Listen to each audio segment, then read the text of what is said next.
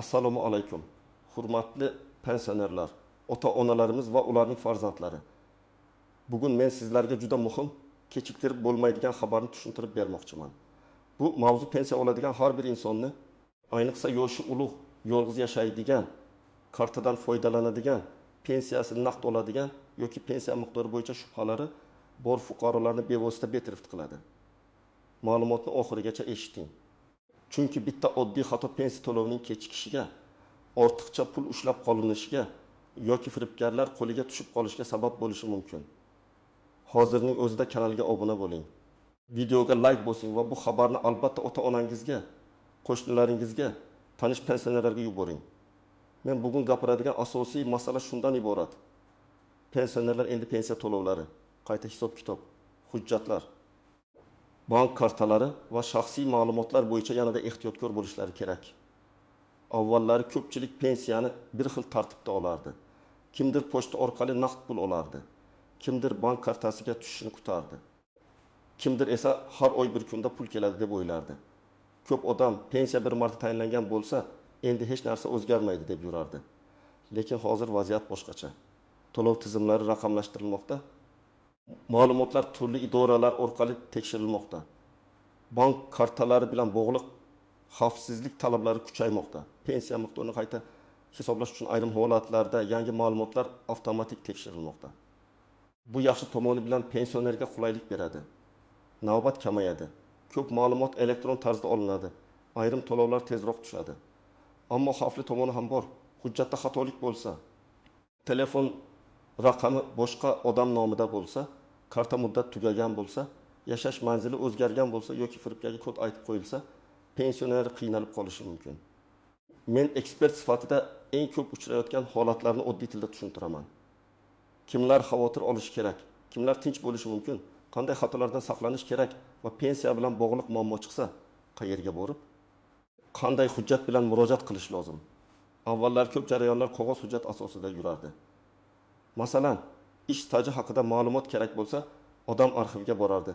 Eski korxonadan ma'lumotnoma olardi, muhr, imzo, nusxa, ariza bilan yurardi. Ayrim pensionerlar pensiyasi kam chiqsa ham shunaqa ekanda deb yillar davomida tekshirtirmas edi. Ba'zilar mehnat daftarchasidagi yozuvlar to'liq hisobga olinganmi?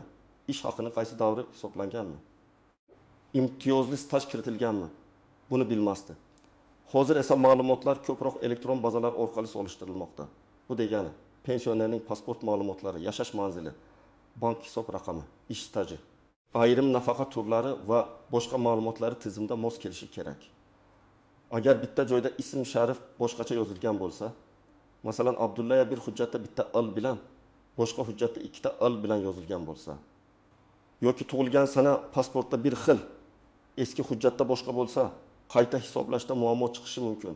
Yana bir katta o'zgarish bank kartalari bilan bog'liq. Pensiya kartaga tushsa, pensioner kartaning muddati, telefon raqami, SMS xabarnoma va bank ilovasidagi xavfsizlikka e'tibor berish kerak. Oldin odam faqat pul tushdimi yoki yo'qmi deb qarardi. Hozir esa firibgarlar aynan pensionerlarni nishonga olyapti. Ular telefon qilib, pensiyangiz oshiriladi, kompensatsiya chiqdi, kartangiz bloklanadi, kod ayting, pulni o'tkazamiz deb aldashi mumkin.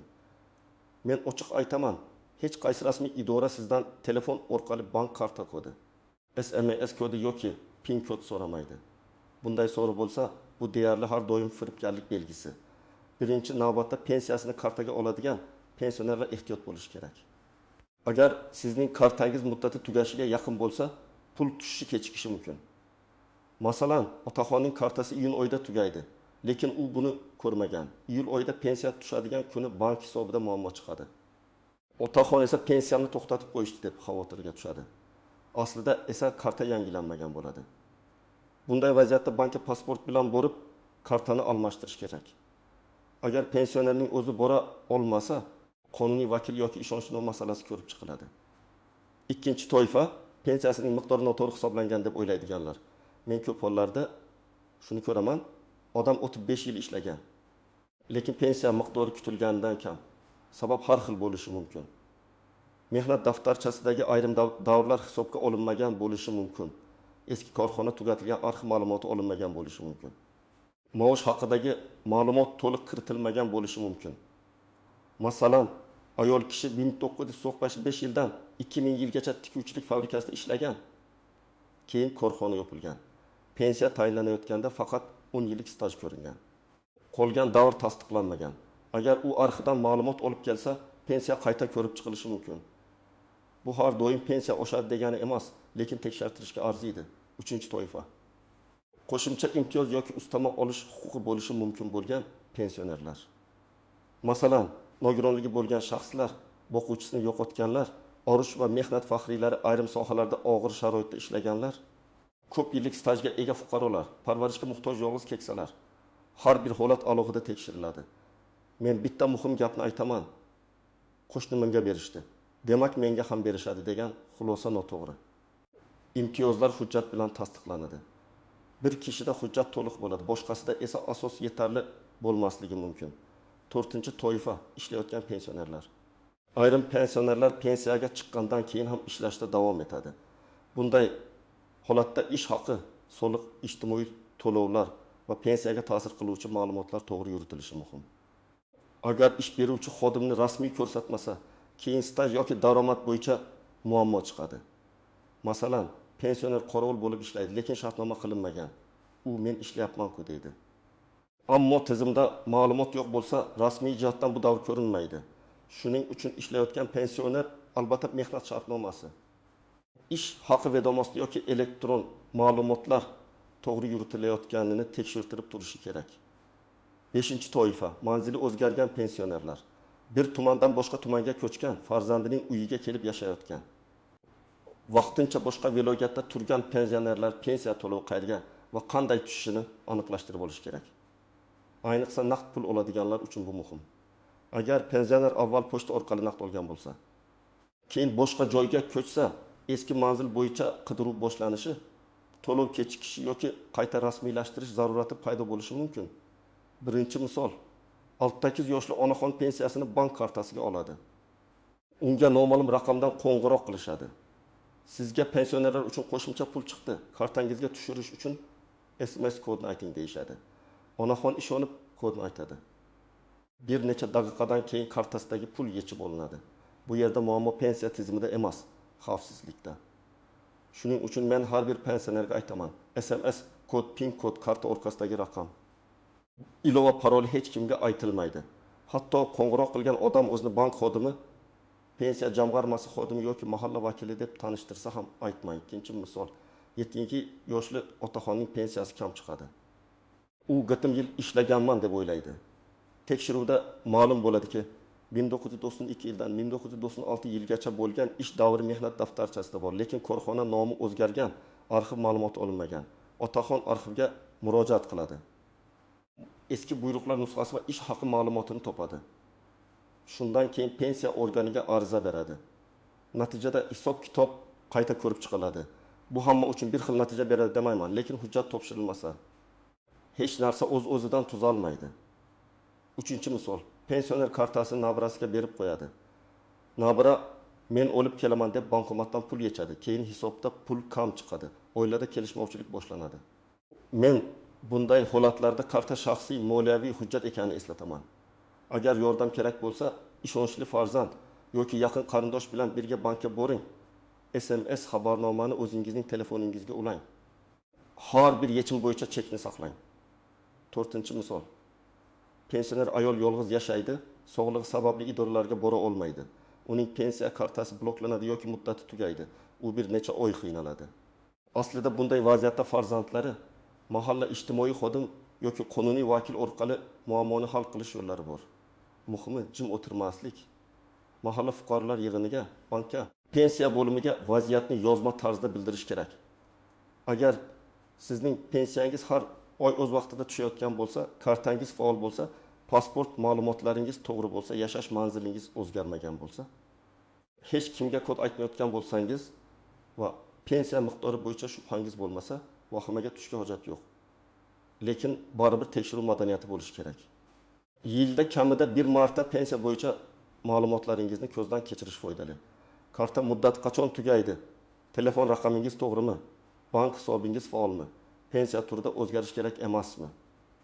Bularni bilib yurgan yaxshi. Ayrim odamlar davlat o'zi biladi, men aralashmayman deydi. Men bunday yondashuvni to'g'ri deb hisoblamayman. Ha, ko'p ma'lumotlar avtomatik yuritiladi, lekin eski hujjatlar, arxivlar, familiya almashishi, nikohdan keyingi hujjatlar, tug'ilgan sana farqlari, korxona tugatilishi kabi masalalarda fuqaroning o'zi faol bo'lishi kerak. Eng muhim nozik jihat pensiya masalalarida har bir holat individual ko'riladi. Bir odamning staji, ikkinchi odamning ish haqi, uchinchi odamning imtiyozi, to'rtinchi odamning nogironlik guruhi, beshinchi odamning yashash holati bir-biridan farq qiladi. Shuning uchun internetdagi umumiy gaplarga to'liq suyanib qolmang. Hamma pensionerga falon pul berilar ekan, hammaning pensiyasi falon foizga oshar ekan. Kod yuborsangiz kompensatsiya tushar ekan degan xabarlarni albatta rasmiy manbadan tekshiring. Ikkinchi nozik jihat, pensiyani qayta hisoblash hamma vaqt avtomatik bo'lavermaydi. Ba'zan ariza kerak bo'ladi. Masalan, sizda yangi topilgan arxiv hujjati bo'lsa, uni hech kim sizning uyingizga kelib olib ketmaydi. Siz ariza bilan taqdim qilishingiz kerak. Arizada kimligingiz, pasport ma'lumotingiz, pensiya ish raqamingiz bo'lsa, murojaat mazmuni qaysi hujjat asosida qayta ko'rib chiqish so'ralayotgani aniq yozilishi kerak. Uchinchi nozik jihat, og'zakivada hujjat o'rnini bosmaydi. Bankda, mahallada yoki idorada kimdir bo'ladi, hal qilamiz desa yaxshi, lekin sizda ariza nusxasi qabul qilingan sana murojaat raqami bo'lishi kerak. Chunki keyin masala cho'zilsa, men aytgandim degan gap yetarli bo'lmaydi. Har doim yozma iz qoldiring. To'rtinchi nozik jihat, ishonchnoma masalasi. Ko'p pensionerlar sog'ligi sababli o'zlari bora olmaydi. Farzand yoki qarindosh yordam beradi. Lekin ayrim ishlar uchun oddiy qarindoshlik yetmaydi. Rasmiy ishonchnoma kerak bo'lishi mumkin. Ayniqsa bank operatsiyalari, hujjat olish, ariza topshirish yoki pul bilan bog'liq masalalarda bank va idora talablarini oldindan bilib oling. Ishonchnoma berishda ham ehtiyot bo'ling. Unda qaysi vakolatlar berilayotgani aniq yozilsin. Keraksiz keng vakolat bermang. Beshinchi nozik jihat, ortiqcha to'langan pensiya masalasi. Ba'zan ma'lumot noto'g'ri bo'lgani sababli fuqaroga ortiqcha to'lov chiqib qolishi mumkin. Keyin bu pulni qaytarish talabi qo'yilishi ehtimoli bor. Masalan, pensioner boshqa nafaqa turi bilan bog'liq o'zgarishni vaqtida bildirmagan bo'lsa yoki hujjatda holat o'zgargan bo'lsa, hisob-kitob qayta ko'riladi. Shuning uchun hayotingizda pensiyaga ta'sir qiladigan muhim o'zgarish bo'lsa, masalan, manzil, bank rekviziti, nogironlik guruhi, ish holati, boquvchisini yo'qotish bo'yicha holat. Buni vaqtida tegishli organlarga ma'lum qilish kerak. Birinchi qadam, pasport yoki ID karta ma'lumotlaringizni tekshiring. Ism, familiya, otasining ismi, tug'ilgan sana barcha hujjatlarda bir xil yozilganmi? Shuni ko'ring. Eski mehnat daftarchasi, nikoh guvohnomasi, familiya o'zgargan bo'lsa, tasdiqlovchi hujjatlar tartibda tursin. Hujjatlar yo'qolgan bo'lsa, tiklashni kechiktirmang. Ikkinchi qadam, bank kartangizni tekshiring. Karta muddati qachon tugaydi? Telefon raqami kimning nomida? SMS xabarmi yo'qolganmi? Ilovaga begona odam kira olmaydimi? Bularni aniqlang. Agar kartadan foydalanishni bilmasangiz, bank xodimidan tushuntirib berishni so'rang. Lekin parolni hech kimga aytmang. Bankomatdan pul olganda chekni saqlang. Pul tushmasa, avval bankdan hisob holatini bilib oling, keyin pensiya bo'limiga murojaat qiling. Uchinchi qadam, pensiya miqdori bo'yicha shubha bo'lsa, pensiya bo'limiga yozma ariza bering. Arizada mening pensiyamni tayinlashda ish stajim, ish haqim va mavjud hujjatlarim to'liq hisobga olinmaganini tekshirib berishingizni so'rayman deb yozish mumkin. Pasport nusxasi, pensiya guvohnomasi yoki pensiya bo'yicha ma'lumot, mehnat daftarchasi nusxasi, arxiv ma'lumotlari, ish haqi haqida ma'lumotnomalar bo'lsa, ilova qiling. To'rtinchi qadam, arxiv hujjatlarini yig'ing. Agar siz eski zavod, fabrika, kolxoz, sovxoz, qurilish tashkiloti, maktab, shifoxona yoki boshqa korxonada ishlagan bo'lsangiz, lekin bu davr hisobga olinmagan deb o'ylasangiz, tuman yoki viloyat arxiviga murojaat qiling. Korxona nomi o'zgargan bo'lishi mumkin. Shuning uchun eski nomi, taxminiy ishlagan yillaringiz, lavozimingiz, joylashgan manzilni yozib boring. Arxiv javobi chiqishi vaqt oladi, lekin bu hujjat pensiya masalasida juda muhim bo'lishi mumkin. Beshinchi qadam, firibgarlikdan himoyalaning. Telefoningizga pensiya o'chdi, kompensatsiya, yordam puli, karta bloklandi degan xabar kelsa, havolani bosmang. Begona odamga kod aytmang. Agar shubhali qo'ng'iroq bo'lsa, telefonni qo'ying va o'zingiz bankning rasmiy raqamiga qo'ng'iroq qiling yoki yaqin filialga boring. Farzandlar, sizlarga ham alohida aytaman. Ota-onangiz telefoniga keladigan xabarlarni tushuntirib bering. Ular qo'rqib yoki ishonib kod aytib qo'ymasligi uchun oldindan ogohlantiring. 6-qadam, murojaatni doim yozma qiling. Pensiya bo'limiga, bank yoki boshqa idoraga borganingizda arizangizni 2 nusxada tayyorlang. Bitta nusxasini topshiring, ikkinchisiga qabul qilingan sana va imzo qo'ydirib oling yoki murojaat raqamini yozib qo'ying. Agar elektron murojaat qilsangiz, javob kelganini saqlang. Bu sizning huquqingizni himoya qiladi. 7-qadam, yolg'iz pensionerlar e'tibordan chetda qolmasin. Agar mahallangizda yolg'iz yashaydigan keksa odam bo'lsa, unga bu ma'lumotni tushuntiring. Balki u karta muddatini bilmas, SMS nima ekanini tushunmas. Firibgar bilan gaplashib qo'yishi mumkin. Bir marta tushuntirish uning bir oylik pensiyasini saqlab qolishi mumkin. Pensiya miqdori, staj, qayta hisoblash, hujjat kiritish bo'yicha yashash joyingizdagi pensiya masalalari bilan shug'ullanuvchi tegishli bo'limga murojaat qilasiz. Bank kartasi, hisob raqami, pul tushishi, karta bloklanishi, muddat tugashi bo'yicha kartani bergan bankka borasiz. Mehnat staji va eski ish joyi bo'yicha ma'lumot kerak bo'lsa, arxivga yoki sobiq ish joyining huquqiy vorisiga murojaat qilasiz. Manzil, yolg'izlik, ijtimoiy yordam. Parvarish masalalari bo'yicha mahalla va ijtimoiy xizmat organlariga xabar berasiz. Hujjatlar ro'yxati odatda quyidagilardan boshlanadi. Pasport yoki ID karta, pensiya guvohnomasi yoki pensiya oluvchi ekaningizni tasdiqlovchi ma'lumot, bank karta yoki hisob raqam ma'lumoti, mehnat daftarchasi, arxiv ma'lumotnomalari, ish haqi to'g'risidagi ma'lumotlar. Familiya o'zgarganini tasdiqlovchi hujjatlar, nogironlik yoki imtiyozga oid hujjatlar. Har bir holatda qo'shimcha hujjat so'ralishi mumkin. Shuning uchun avval telefon orqali yoki borib ro'yxatni aniqlashtirib oling. Hurmatli tomoshabinlar, bugungi tezkor xabarning mazmuni shuki, pensiya masalasida hozir e'tiborsizlik qilish mumkin emas. Karta muddati, bank xavfsizligi, hujjatlardagi xatolar stajini tasdiqlash, qayta hisoblash, firibgar qo'ng'iroqlar va yozma murojaatlar juda muhim. Agar hammasi joyida bo'lsa, xavotir olmang, lekin baribir tekshirib turing. Agar shubha bo'lsa, kutib o'tirmang. Hujjatlaringizni yig'ing va tegishli joyga yozma murojaat qiling. Men sizlardan iltimos qilaman. Bu videoni ota-onangizga, pensioner qo'shnilaringizga, qarindoshlaringizga yuboring. Izohlarda yozing. Sizda pensiya kechikishi, karta muammosi yoki qayta hisoblash bo'yicha savol bormi? Men keyingi videolarda eng ko'p berilgan savollarni alohida tushuntirib beraman. Videoga like bosing, kanalga obuna bo'ling va qo'ng'iroqcha belgisini yoqing.